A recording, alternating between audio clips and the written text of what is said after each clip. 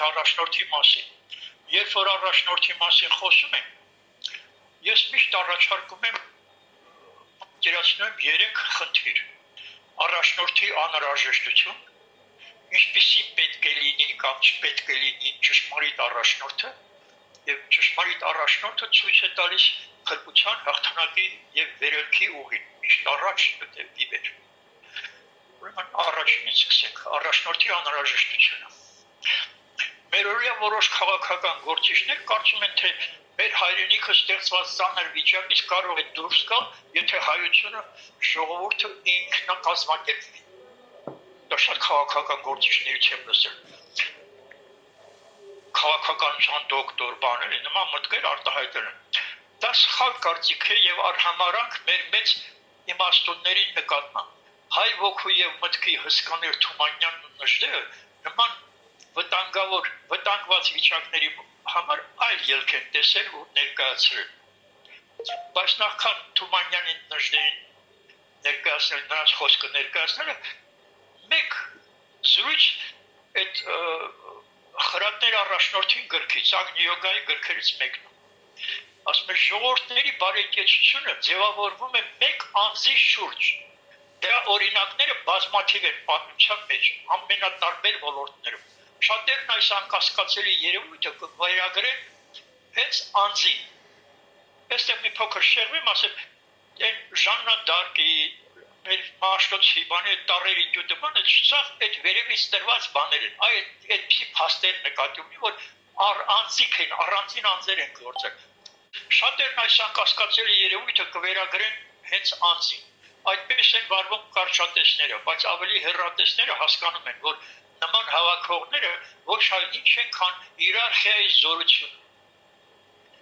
Իրոք, բոլոր երևույթներում հիերարխիան ընտրում է մի կիզակետ, որին կարելի է մղել հոսանքը։ Բացի դրանից, այդ կարգի անձն ունի գիտակցված կամ չգիտակցված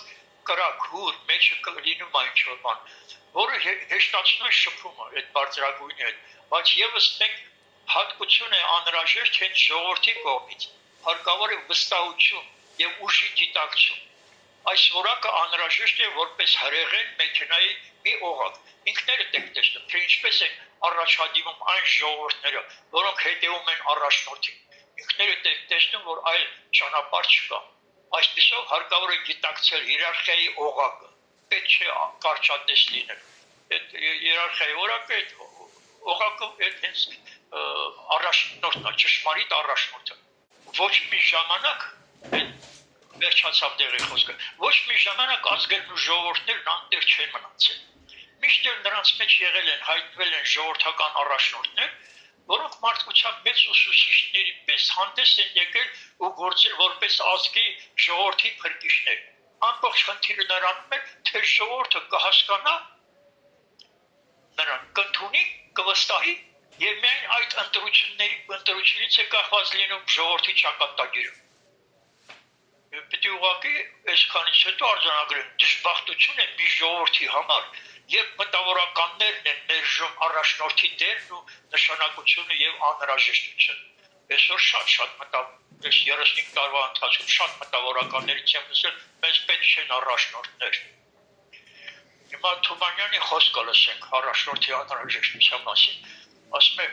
այսքան փորձություն ու տառապանք ունեցած մի ժողովրդի անվայել է գիտենալ իր կյանքը ու ծփալ տարուբերել ժամանակի ալեկոծության կմահաճույքին հանձնատու։ Եթե այդ դրությունը հասկանալի է խավար բազմության համար, ներելի չի ինտելիգենցիայի, որ ինչքան էլ ընդհանուր առումով խորտ լինի այս ժողովրդին իր հոգով ու կենցաղով, այնուամենայնիվ իր մեջ պետք է ունենա եւ ունի մարդիկ, որոնք ապրում են այդ ժողովրդի կյանքն ու պատմությունը։ Նրանք առաջ պետք է անցնեն, որ ունեն ցույց տան, թե որն է այս ժողովրդի ճանապարհը։ Այս առաջնորդի վերաբերյալ մի շատ հետաքրքիր միտք էլ արտահայտել է Կոմիտասը, ասում է, այն ազգը, որը ծնել է ինձ ու ինձ նման մարդկանց, միշտ էլ ծնի նորերին։ Միշտ կթվա, թե ազգը կործանման եզրին է հայտնվել, բայց կգա մեկը, ով պետք է եւ նա կփրկի իրավիճակը։ ուրեմն այս իրոք առաջնորդի մասին նշտեի խոսքը հետևյալն է, ասում ամենաբարձր իրավունքը, որ կարող է ունենալ մի քաղաքացի, դա իր ծնող ժողովուրդը առաջնորդելն է։ Քիչերին է տրվում այդ իրավունքը, եւ շատ քիչերն են արդարացնում դա։ Մի այլ առիթով նշտերն ասում է, իսկական առաջնորդը շատ անգամ չի նշանակվում։ Նա Երևան է գալիս, երբ նրա կարիքն է զգացում։ Նա հայտնում է վտանգի ժամանակ։ Մեկը կարող է աստիճանով զորավար լինել, բայց ոչ եւ առաջնորդ։ Մի ուրիշը կրելով պարզ հարյուրապետի ուսադիրները կարող է կատարյալ առաջնորդ լինել։ Եթե չեն ծնվում, ապա դառնում են առաջնորդներ։ Մի այլ առիթով էլի առաջնորդի մասին նշտերն ասում է,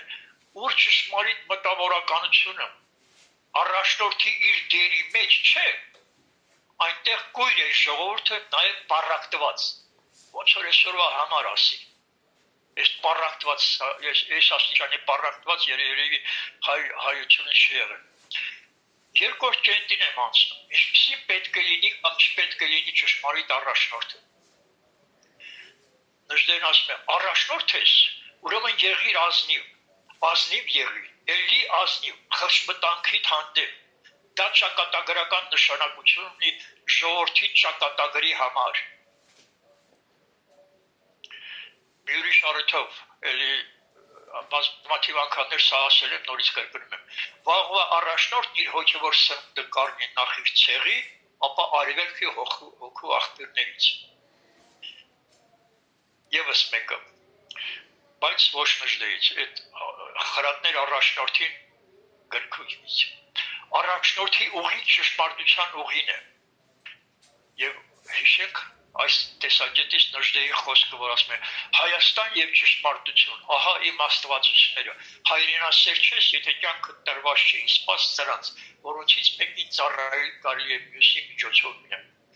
Այսինքն եւ հայրենասեր պիտի լինի եւ ճշմարտությամբ այս ճշտը հայրենասիրության լավագույն չափանիշն է։ Դա ինչպիսի պիտի լինի առաջնորդը, եթե ոչ հայրենասեր առաջին հերթին։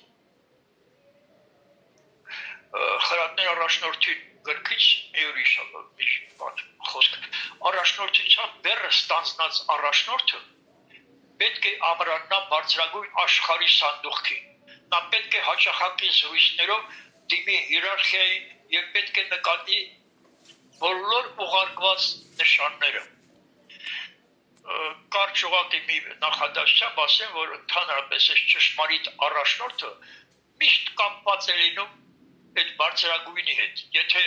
ոչ ուղղակի, գոնե նրանց ուսմունքին քաջատեղյակ է լինում։ Այդ իմաստով մեր քաղաքական դաշտում դրա բացակայության պատճառով լուծումներ չեն գտնում։ Օգնել մի ուրիշ միտք այդ գրքից։ Օգնելու ցանկությունը առաջնորդի զարդն է։ Որքան հնարավորություններ են ծնվում այս ազնիվ ցանկությունից։ Շատ ցանկություններ վերածվում են գրքերի, բայց օգնելու ցանկությունը հենց անձնուրացության արմատն է։ Ասում եթե պիտի առաջին հերթին առաջնորդը լինի անձնուրաց, այն ինչը Քրիստոս աշակերտներին ասում անձնուրացիր արի իմ հետևից։ Այդպիսին պիտի լինի եւ այդպիսին կարող է լինել առաջնորդ։ Առաջնորդը պետք է օրինակ ծառայի մտածողության մշտական ընդլայնման։ Զանգվածների ղեկավարումը պարտադրում է գիտակցության ընդլայնում։ Նույնիսկ գիտակցության վերաբերյալ ահագին մի ամբողջ թղթապանակ մտքեր գաղափարներ ունեմ հավաքած, պետք է ուղղակի ասեմ, որ զանգվածների ղեկավարումը պարտադրում է գիտակցության ընդլայնում, բայց գիտակցությունը զարգանում է ոչ միայն ընդլայնումով, այլ նաև նրբացմամբ, այլ մաքրմամբ, բազմաթիվ որակներ ունի, դրա մասին հետո եթե առիթ կլինի կխոսենք։ Առաջնորդը գիտակցելով, որ աննպատակ գործունեությունը կործանարար է,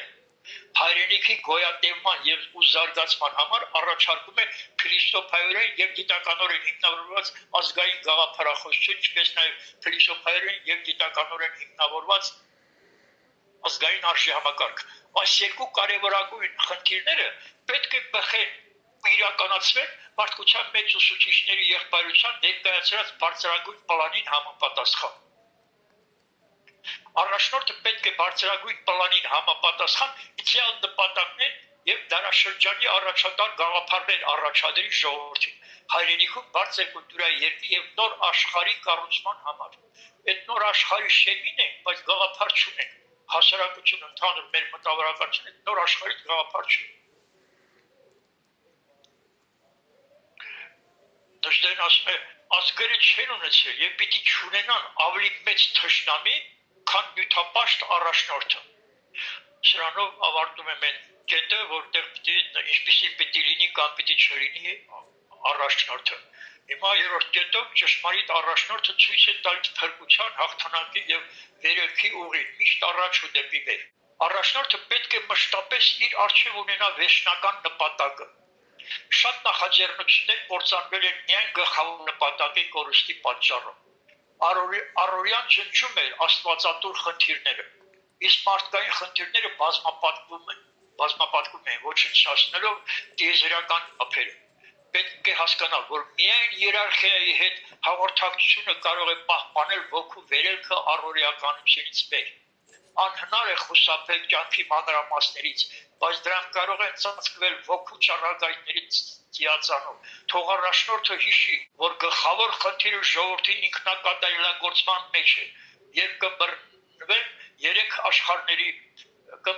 երեք աշխարհների գանձերը։ Այստեղ պիտի ասեմ, որ ժողովրդի ինքնակատարելագործման մասին սա մեջբերում էր խրատներ առաջնորդին գրքույկից եւ այս նույն միտքը արտահայտել է բազմաթիվ անգամներ Նժդեհը եւ Նժդեհը ինքնակատարելագործումը, ինչպես որ նաեւ յոգայում է արվում, այդ ինքնակատարելագործումը թե ժողովրդի համար է ասում, թե անհատի համար, թե վերջել է եւ անհատը եւ հավաքական ժողովուրդ ազգը Կյանքի նպատակի գիտակցումը մարդու գլխավոր խնդիրն է հանդիսանում։ Առանց այդ գիտակցման նրա կյանքը երբևէ վրա դառնում է անիմաստ։ Եվ փակողոց ելք փնտրելու ոչ մի ջանք ու փորձեր ցանկալի արդյունքներ չեն տա, քան դեռ յուրացված չեն լինի այն հիմքերը, որոնց վրա կառուցվում է գոյը։ Աշխարհում չկա դրանից առավել կարևոր խնդիր, քանի դեռ այն չի լուծված, մարդիկ իրենց վրայից դեմ չեն դիտարկության ու ստրկության շղթաները։ Պետք է ուղղակի անտեղ լինենք ու խոստովանենք, որ մեր կրթական համակարգում այս թեմայով խոսակցություն չկա։ Այսինքն մարդիկ անիմաստ կյանք է վարում։ Եթե նպատակ չկա ընտրված, այդ գլխավոր խնդիրը չի բացատրվում։ Իսկ այդ գլխավոր խնդրի մասին բազմաթիվ անգամներ ասել են, քանի որ կարևոր է, չափազանց կարևոր խնդիր է, կրկնեմ, մի քանի նախադասություն։ Հիսուս Քրիստոսի խոսքը կատարյալ եղեք դուք, ինչպես որ ձեր երկնային հայրն է կատարյալ։ Սրա մասին ուսմունքում ասվում է. մարդկային ոգու վերջնական նպատակը պարզ եւ հստակ որոշված է Փրկչի խոսքերով։ Կատարյալ եղեք, ինչպես ձեր երկնային հայրն է կատարյալ։ Դա էլ հենց նվաճումների գագաթն է։ Բարձրին մարդիկ վերագրում են բարձրագույն որակներ եւ հատկանիշներ, որոնք կարելի է ընդգրկել մեկ բառով ամենազորություն։ Հնդկաստանի նվիրական փիլիսոփայությունը նույնիսկ արգելում է խոսել անշարելիի մասին, ենթադրելով, որ մարդկային լեզուներում չկա բառեր, որոնք կարող են արտահայտել այդ բացարձակի մեծությունն ու վեհասքանչությունը։ Նրանք, ովքեր կարծում են, որ այդ հատկություններն անհասանալի են եւ համարում են Քրիստոսի պատվիրանները կյանքում անկիրառելի, միանգամայն ճիշտ է։ Եթե դրանում կասկածողները համարում են, որ մարդը երկրի վրա ապրում է միայն մեկ անգամ, միայն մեկ կյանք։ Միանգամայն ճիշտ է, որ մեկ կյանքի ընթացքում ամենազորությունն անհասանելի է, բայց մարմնի մեջ մարմնավորվող ոգին հավերժական է եւ երկրի վրա նա մարմնավորում է նորից ու նորից, այնքան ժամանակ մինչեւ նա կհասնի երկրի վրա սահմանած կամ հնարավոր կատարելության աստիճանին, որպեսզի հետո շարունակի իր էվոլյուցիան ավելի բարձր մոլորակի վրա։ Եվ դրա համար էլ կյանքի անսահման սանդուղքի վրա ամեն ինչ հասանելի է։ ապագայի համար հասանելի է, եթե կյանքը պատկերացնում ենք այդպես անվերջ։ Եվ շատ բան հասանելի է դեռ երկրի վրա։ Նա ով գիտի ոգու էվոլյուցիայի ուղղությունը, արտահայտված փրկչի վերաբերյալ բանաձևում, եւ գիտի, որ ժամանակների դարերում ամեն ինչ հասանելի է, իր էվոլյուցիան վերցնում է իր ձեռքը եւ ձգտում ընթանում է լույսի տիրակալների սահմանած ուղով։ Այսինքն ամեն մարդ իր կյանքի տերն է, ամեն մարդ իր կյանքի ճանապարհը ընտրողն է։ Եթե հասկացել են այս բանը, որևէ մեկը չի կարող այդ կյանքի ուղղը չեղել նրան։ Առաջնորդը պետք է օգնի ժողովրդին եւ մաքրի շփոթություն առաջացնող արտահայտությունների իմաստը։ Կյանքի խառնաշփոթը զգալի չափով տեղի է ունենում հասկացությունների խառնաշփոթությունից։ Նշանակում է լեզվի լավագույն գիտակներին հարկավոր է հավաքել, որպեսզի մաքրվի բառերի իմաստը։ Այստեղ ես պիտի ասեմ, որ այս 30 տարիների ընթացքում, եթե էզոտերիկ ոլորտի այդ գաղտնագիտության բանի բավականին մեծ քանակությամբ բառեր են շրջանառվում, ապա դրանք էլ ավելացնում են երկրում ստեղծված քաոսը, խորացնում են, որովհետև ամեն մի բառի տարբեր մեկնաբանություններ կա եւ ես փորձեր արել եմ, որ լեզվագետների համախմբել այդ հարցերը ճշտելու, փաստեր էի բերում, որ աղավաղված են շատ բառեր, օգտագործում են ոչ իրենց իմաստով, մերժեցի, ես չկարողացա այդ խումբը ստեղծել, այս գործը իրականացնել։ Առաջնորդը հոգ է տանում ոչ միայն ժողովրդի ֆիզիկական առողջության մասին, այլ նաև պահպանում է հոգևոր տոկունությունը։ Նա հասկանում է հոգևոր համոզմունքների ազատության անհրաժեշտությունը։ Նա հրավիրում է իմաստուն անձանց խորհուրդ, որպեսզի չխախտվի հոգևոր ազատությունը։ Քանզի այդպիսի ազատությունը ժողովրդի թևերն է։ Եվ ուսմունքում նշվում է, որ հոգևոր զրույցները տեղի են ունենում հատուկ սենյակում, որտեղ կախված են կրոնների բոլոր հիմնադիրների պատկերները։ Եվ նաև ապագա տաճարի աղոթքն է, հանուն Քրիստոսի, հանուն Բուդդայի, հանուն Մայտրեյայի, հանուն Մուհամեդի, հանուն Սողոմոնի, հանուն մեծ ուսուցիչների եւ մարգարեների, հանուն երկրային եւ երկնային եղբայրության, ընդունել ձեր ցանկալին ոչ թե վնասելու եւ սպանելու համար, այլ լույսի ճանաչման համար։ Ոգիս ողողում եմ սխրանքի հրաշքով եւ լռությամբ, կընդունեմ ճշմարտության ճաճանչը։ Այստեղ մի փոքր ես նկարագրել եմ, թե ինչպես են ստանում հանճարները այդ գիտելիքները։ Ինչպես արևածագին ամենից առաջ արևի ճառագայթները լուսավորում են սարերի կատարները, հետո սարալանջերը, եւ դրանից հետո միայն լուսավորվում են դաշտերն ու հարթավայրերը, այնպես էլ մարդկության մեծ ուսուցիչների երկրի ուղարկած լուսավոր վե առաջատար եւ փրկարար մտքերն ու գաղափարներն ամենից առաջ հասնում են ժողովրդի հանճարներին, ժողովրդական ճշմարիտ առաջնորդների ոգուն եւ սրտին։ Եվ հանճարների այդ վերից ստացած չող գանձերը, ազգափրկիչ գաղափարները հասնում են ճշմարիտ մտավորականներին, այնուհետև փոխանցում եւ տարածում են ժողովրդական լայն զանգվածների մեջ։ Միթե ներելի է մեր ժողովրդի ու հայրենիքի ներկա աղետալի վիճակը, երբ ունենք Թումանյանի ու Նժդեի պես հանճարներ, որոնց լուսավոր գաղափարները կարող են լինել եւ փրկարար եւ ուղենիշ դեպի լուսավոր ու երջանիկ ապագա։ Այստեղ ես ուղղակի հիշեցնեմ, երևի արդեն պատրաստ եմ ավարտին, Նժդեը խոսքեր ունի